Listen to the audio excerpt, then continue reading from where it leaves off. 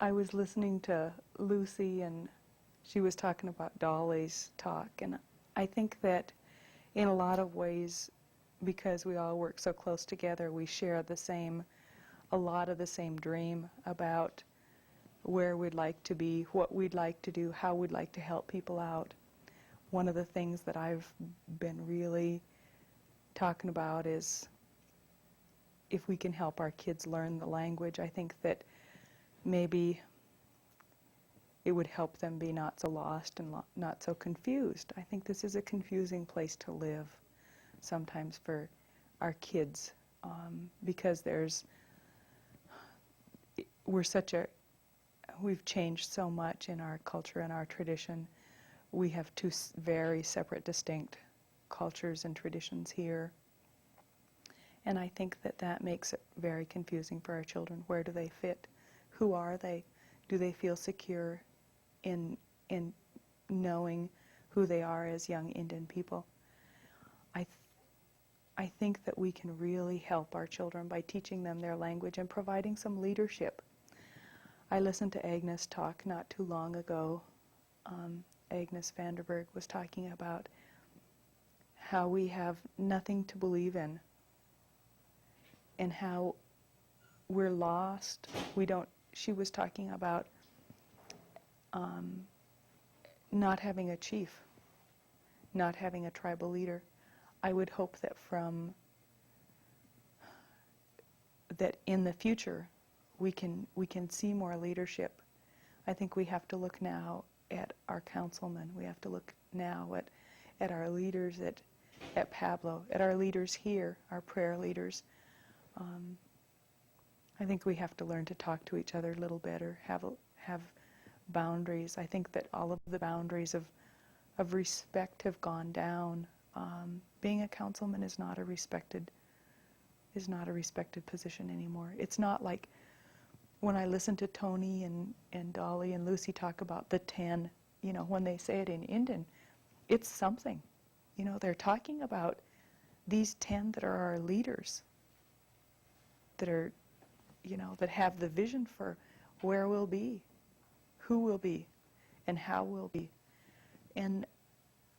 But then when we talk about these 10 individually, or when we talk about them when they all are up there making decisions for us, a lot of times it's a joke.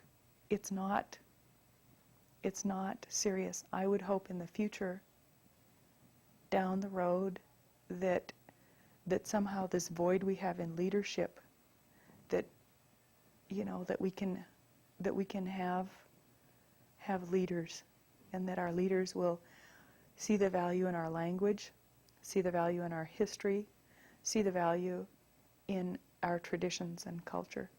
I think that if we don't have a solid beliefs, if we don't believe in who we are and don't understand who we are, then it's hard to go forward from there. So I hope that we can build the language, history, culture, and traditions, those things that these other women have talked about. I hope that we can help with that, help people understand as Indian people where we've come from, so that we can go forward and that this void in leadership can be filled, and through that we can move forward as strong, healthy, good people. Thanks. There's one thing one more question. Yes, Colombo? Okay, I have to be quick. When you were talking about language, could you suggest some of the reasons why the language declined in the first place, and how language can be rebuilt? I think that one of the things that happened, there's no simple answer to that. I can tell you a few things that I see that happened. Some of the things that happened were culture and tradition changed so fast. What happened when your entire life way changes, when you're no longer a hunter, when you're no longer a fisherman, when you don't camp and move around and visit with your people and rely on trade and rely on your traditional lifestyle. What happens to you when you get lost that way?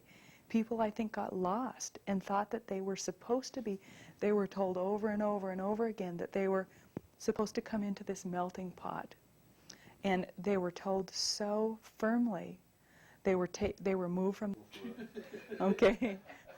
You got me stirred up, Willie. uh,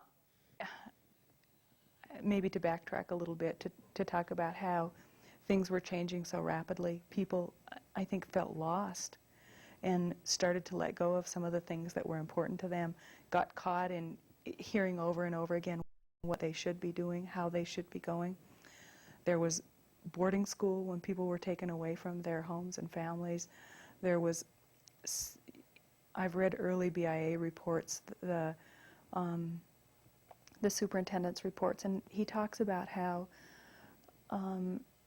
they really tried every which way they could to make these young Indian people be young, good, amalgamized, just, you know, to fit in and to be white people, basically. And that was very confusing. So I think that there were lots of pressures on people to let go of their language. And from all over, a lot of times in a family, I know that Mom told Dad that that we'd have a hard time in school if we didn't learn English. And so, you know, when we were around people, they'd mostly talk English for our benefit to help us out so that we'd learn English. And I think that a lot of times parents were thinking about their children. Unfortunately, I think that was a sad thing, that was really kind of too bad, because we lost something very precious. I think many of the kids my age have lost something that's very valuable, and that's their language, a language proficiency. What's happened, I see now, is that we're losing it on two ends. We're having elders that are passing away and losing a whole lot of language that's come from behind. And in the front, we're not teaching our children. And so we're losing it on both ends of the generations. So that's how we got to be here. And where do we go from here? What kind of things do you think we need to do? I think that that we need to put our elders with our kids. I think that's how things used to be, and that worked really well. When we get time and time again, we see our elders reach a point where they have such incredible clarity and wisdom, and they have so much of value to give us in our community, our society. And oftentimes they're not in a position, or they're not given an opportunity to share that, and that's really sad.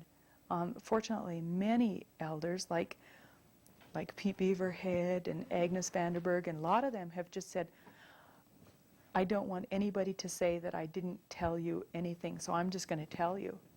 I'm going to tell you everything I know. I'm going to give you everything I have, and that will be good. Unfortunately, that doesn't happen often. So what I think we have to do is have programs in preschool. There are a lot of young people that are working, a lot of young people that both the moms and the dads are working. And I'd like to see maybe a preschool or Head Start where we put our elders with our children. And kids learn language so fast. All we have to do is give them an opportunity. I think we also have to have a need to learn for those of us. So for the small children, put them with the elders. Allow the elders an opportunity to teach the kids. Put them together. Like if it's in daycares or in community situations, put them together. In elementary school and in high school, we need to teach language so that our children have an opportunity to learn language in school, so that there's an opportunity to have it not so compartmentalized, but have it overlapping at home, in school, at daycare, at Head Start, every place, every place. And for those of us that are young adults that want to learn our language, there needs to be, I think we have to have a need to know.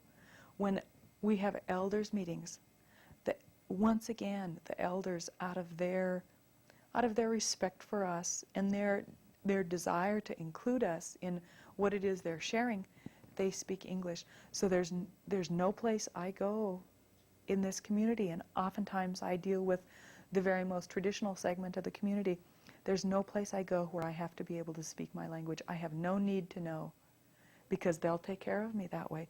Unfortunately, I don't think that's helping me, because I have no need to know my language.